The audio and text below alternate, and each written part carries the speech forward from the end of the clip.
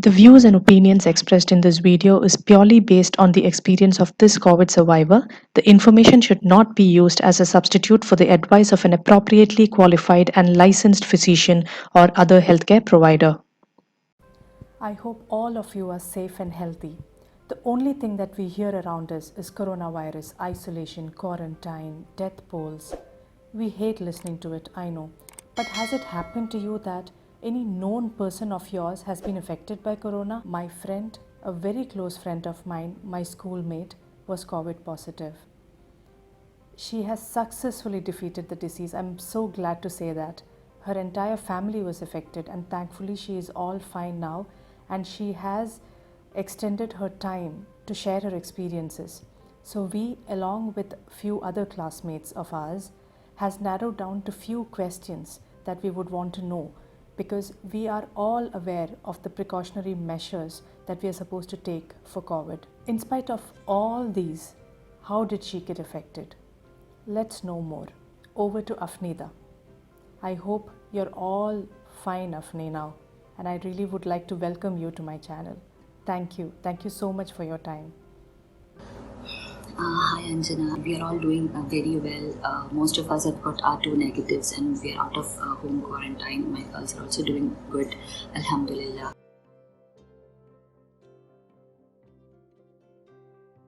Thank you, Anju, for this opportunity to ask any questions that we have on coronavirus. So here it goes. You were the most cautious of all of us in terms of ensuring that your home is well sanitized, well protected from the entry of anything that is remotely dangerous. Despite all your effort, how did this dangerous virus enter your territory? Because I strongly believe that if it can enter your home, it can enter anyone's home. Tell us about it. Yes, it's very true that I'm someone who very religiously clean and keep everything sanitized. But unfortunately, the COVID virus did enter my territory as well. Now, see, in my case, what happened is my sister, she goes to work every single day. Now, my husband, he works at home. Now, we don't know when exactly my sister must have got infected, but probably when she must have used the public transport or she must have touched something that was contaminated. It further must have contaminated the things that she carry around. Like her phone, her glasses, her purse, handbag, anything it could be. Now, see, it's a virus. It's invisible. It's not something like a dirt. We can just clean it and it will be gone. So it's very likely that on daily basis when we sanitize, we might miss out some parts of the things that we use.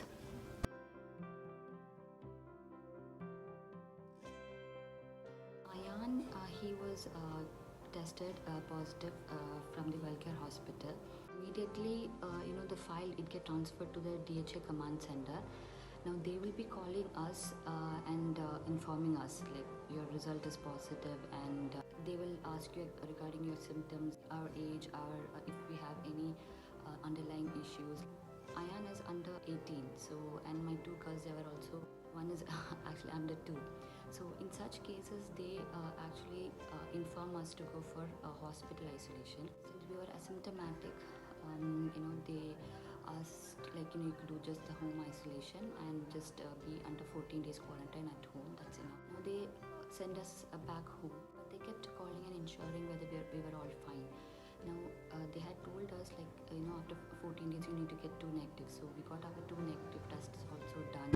My query to you, rather my concern is, I read a few days back that anyone who uses a mask, the chances of contracting with the virus is just 1.5%. But in your case, your sister, who was working, who went out, used a mask as well as gloves. But still you all got the virus. So what do you think is the authenticity to this statement? Yes, definitely wearing the gloves and the mask does give us some sort of protection. See, when my sister was infected, we did not know because she was asymptomatic. When she went out for her work, she always wore the gloves and the mask. But once she is back at home, she's not wearing any gloves or mask. She's all around the house. So that is why within a very short time, another 5 more people got infected. So our precautionary measures that the government is saying is actually for our benefit. We can reduce the speed of the spread. We cannot eliminate this virus completely. My question for you is, how did you manage stress during this period? When I mean stress, I mean both emotional stress as well as physical stress. It'll be nice to hear your inputs on this. Thank you, Afni. Reshmi, see, as you know, my brother, he was diagnosed with a stage 4 lymphoma in January, and I have seen him face cancer. So what kept me going was, if he could do it, why should a virus stop me? One thing we must realize that this is for real. It's a pandemic. Now, sooner or later, it is going to affect everyone. So I kept myself well informed with all the symptoms, what is happening, the real facts, the truth about all these stories, what we hear.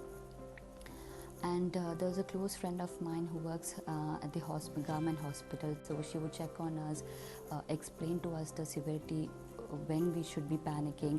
So these things really helped me. See, the newspapers are actually reporting many families who have survived it. Very few percentage of people with underlying issues, they are going to critical. These things really help me to keep myself mentally and physically stress-free. Hi Afni, glad to know you and your family are doing fine. Just wanted to know if hospital admission is necessary and what are the medications provided. Thank you and stay safe. See, as per the 𝗿𝗃 protocol, children who are under 18, they need to be in the hospital. It's not always, but based on your how you're improving, or if you're deteriorating, then they will ask you for a hospitalization. Otherwise, they'll ask us to remain at home itself, and if you have a separate bathroom, you use a separate bathroom, and those are the guidelines they've given us. And especially people with underlying issues. And now, when I was admitted, they have basically given us only Panadol, sore throat, gargle, then vitamin C, anti-inflammatory medicine. They ask us to do a lot of rest. You need to sleep properly. My question to you is, from your set of experiences, what are the precautions one needs to take? Thank you. I would, advise that, limit going out. Just go out only if it's actually necessary. Now, people who are going to work on daily basis, I would ask them to, properly invest in a very good mask with good protection. And if you want to go for shopping, grocery shopping, try to wear 2 gloves as well, and have all your list prepared on a piece of paper, not on the mobile, so that you don't have to use a mobile very frequently.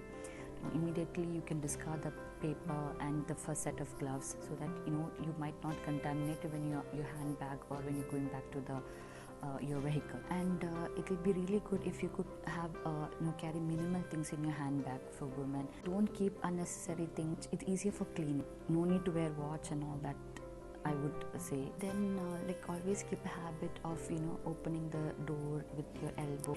Another thing is keep your shoes always outside the door. The clothes that you wear, wash it off immediately. It's the right time now you start investing to boost your immunity. That's really very important. Always take vitamin C. You really need your body to fight the virus. If your body is really strong, the virus will not cause much harm on you. Drink plenty of water and hydrate yourself. Get proper sleep. That's really, really important. So even the worst case, if it hits you, your body is ready to fight the virus. So these are from my personal experience, that's what I can say.